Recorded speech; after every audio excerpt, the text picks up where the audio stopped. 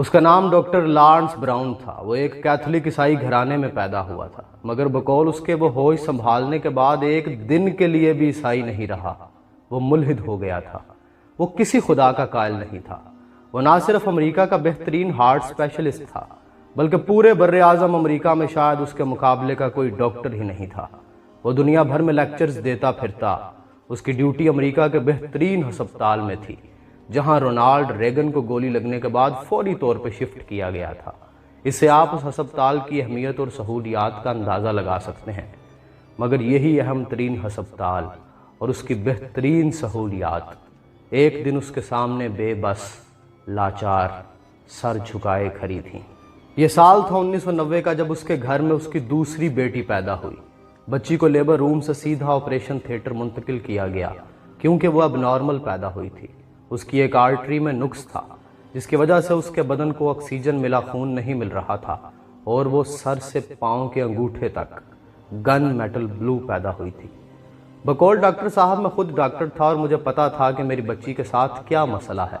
اس کا بدن مر رہا تھا، کیونکہ اسے آکسیجن ملا خون نہیں مل پا رہا تھا۔ اس کا علاج یہ تھا کہ اس کی چیر پھاڑ کر کے آرٹری کی گرافٹنگ کر کے اسے تبدیل کیا جائے۔ مگر پہلی بات یہ کہ اس آپریشن میں کامیابی کی کوئی گارنٹی نہیں تھی۔ دوسری بات یہ کہ اگر یہ گرافٹنگ کامیاب ہو بھی جائے تو بھی سال 2 سال بعد پھر گرافٹنگ کرنی ہوگی۔ یوں زیادہ سے زیادہ 2 سال کی زندگی لے کے میری بیٹی اس دنیا میں آئی تھی، اور اس وقت اس کی جو حالت تھی، میں بطور باپ تو اس کو چیر پھاڑ نہیں سکتا تھا۔ تو اس کے لیے ایک نہایت لائق ڈاکٹر کی سربراہی میں ایک ٹیم بنا دی گئی، جو اپنا ساز و سامان اکٹھا کرنے میں لگ گئی، اور میں آپریشن تھیٹر کے ساتھ ملحقہ کمرہ استغاثہ یا پریئر ہال میں چلا گیا۔ کمرہ فریاد میں کسی مذہب کی کوئی نشانی یا مونوگرام نہیں تھا، نہ کعبہ، نہ کلیسا، نہ مریم و عیسیٰ کی تصویر، نہ یہود کا ڈیوڈ اسٹار، نہ ہندو کا ترشول۔ الغرض وہ ہر مذہب کے ماننے والوں کے لیے بنایا گیا کمرہ تھا، جہاں وہ آپریشن کے دوران اپنے اپنے عقیدے کے مطابق دعا مانگتے تھے، جب تک کہ ان کا مریض آپریشن تھیٹر سے منتقل کیا جاتا۔ اس سے قبل ڈاکٹر لارنس کے لیے یہ کمرہ صرف ایک سائیکولوجیکل ڈوز کے سوا کچھ نہیں تھا، مگر آج اس کی اپنی جان پہ بن گئی تھی۔ بقول ڈاکٹر لارنس، میں نے آج تک جو چاہا اسے ہر قیمت پہ حاصل کر لیا تھا، چاہے وہ پیسے سے ملے یا پھر اثر و رسوخ سے۔ نا اور ناممکن جیسے الفاظ تو میری زندگی کی ڈکشنری میں کہیں تھے ہی نہیں، مگر آج میں بے بس ہو گیا تھا۔ نہ تو سائنسی آلات اور وسائل کچھ کر سکتے تھے، اور نہ ہی میرا پیسہ میری بچی کی جان بچا سکتا تھا۔ میں نے ہاتھ اٹھائے اور اس نادیدہ ہستی کو پکارا جس کے وجود کا میں آج تک منکر تھا۔ اے خالق، اگر تو واقعی موجود ہے تو پھر تو یہ بھی جانتا ہوگا کہ میں نے آج تک تیرے وجود کا منکر رہا ہوں، مگر آج میری بیٹی مجھے تیرے در پہ لے آئی ہے۔ اگر واقعی تیرا وجود ہے تو میری مدد کر۔ اسباب نے جواب دے دیا ہے۔ اب اگر میری بچی کو کوئی بچا سکتا ہے تو صرف اس کا بنانے والا ہی بچا سکتا ہے۔ وہی اس کے اس فالٹ کو درست کر سکتا ہے جس نے اس بچی کو تخلیق فرمایا ہے۔ اے خالق، میں صدقے دل کے ساتھ تجھ سے وعدہ کرتا ہوں کہ اگر تو میری بچی کا فالٹ درست کر دے تو میں سارے مذاہب کو اسٹڈی کر کے ان میں سے تیرے پسندیدہ مذہب کو اختیار کر لوں گا، اور ساری زندگی میں تیرا غلام بن کے رہوں گا۔ یہ میرا اور تیرا عہد ہے۔ میں نے صدق نیت سے یہ پیمان کیا اور اٹھ کر آپریشن تھیٹر میں آیا۔ مجھے زیادہ سے زیادہ 15 منٹ لگے ہوں گے، مگر جب میں آپریشن روم میں آیا تو وہاں کی بدلی ہوئی فضا کو میں نے ایک لمحے میں محسوس کر لیا۔ وہاں افراتفری کی بجائے سکون اور اطمینان تھا۔ ٹیم کے سربراہ نے سر گھما کر مجھے دیکھا اور بولا، بچی کے آپریشن کی اب ضرورت نہیں، خون کا دورانیہ درست ہو گیا ہے۔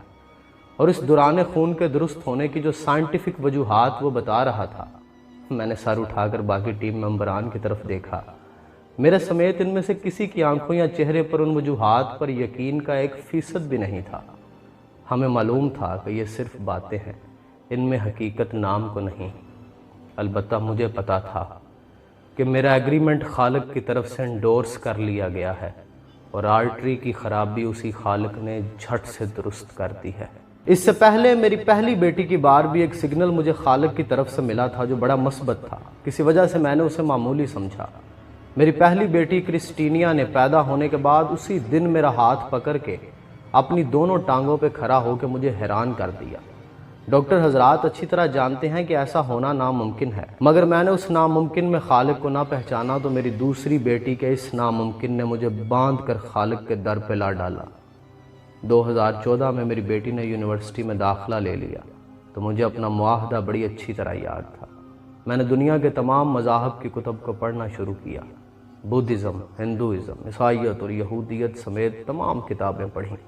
ان کے علماء سے میرے مذاکرے ہو گئے، مگر میرے سوالوں کا جواب کسی کے پاس نہیں تھا۔ اسلام میرا آخری آپشن تھا۔ شاید مجھے اسلام سے بڑی نفرت تھی، اس لیے اسے سب سے آخر میں رکھا تھا۔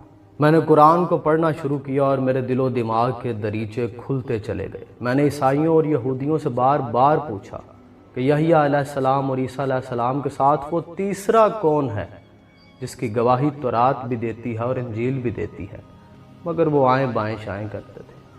پھر قرآن نے مجھے جواب دیا کہ وہ تیسری ہستی محمد رسول اللہ صلی اللہ علیہ وآلہ وسلم کی ہے۔ میں اپنی پوری زندگی میں کبھی کسی سے اتنا متاثر نہیں ہوا جتنا بطور استاد میں حضرت محمد صلی اللہ علیہ وآلہ وسلم کی شخصیت سے ہوا ہوں۔ جب تک اس دنیا میں اجتہاد فکر کی بنیاد ہوگی، جب تک معیار عقل و نظر لگتے رہیں گے، میرے رسول کی خاک پا تک اس دنیا کی کوئی ذہانت نہ پہنچ سکے گی۔